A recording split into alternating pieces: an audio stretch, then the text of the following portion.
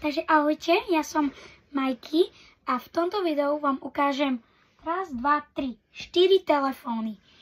Prvý je najnovší iPhone 15 Pro, takýto biela verzia, 120 GB.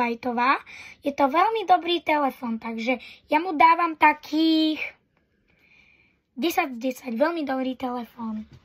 Tak, teraz si ukážeme obal od iPhone 15 Pro.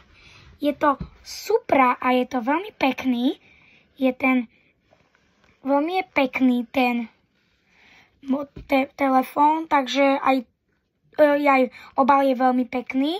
A tak dávam k nemu tiež 10 z 10, tiež veľmi pekný.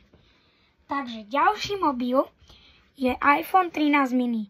To úplne mini mobil, dá sa mi iba do ruky a už môžem fotiť. Takže tomuto dávam takých 7 z 10. Veľmi dobrý telefón. A teraz tu máme obal. Je to takýto proste otvárač, taká normál. Tak ja tomuto dávam nejakých 6 z 10. Dobre. Nevadí. Dobre, ďalší je tu iPhone SE z roku 2021.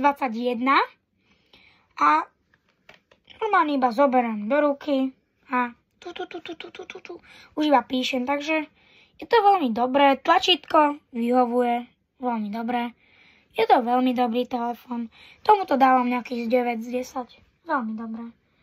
A teraz je tu môj zašpinený obal, očistíme, že tak to mi nejde, dobre, nevadí, tomuto dávam nejakých 0 z 10, dosť zlý obal, moc špinavý. A teraz ako posledný telefón tu máme iPhone 8 a je to tiež dobrý telefón, iba chytím do ruky a už iba robím. Ja tomuto telefónu dávam takých 7, tiež 10. Dobre, a teraz ako posledné máme tu tiež zašpinený obal, už o ňom nič ani nejdem hovoriť, tiež 0 z 10. Takže ak sa vám toto video páčilo, tak dajte like a odber a čaute!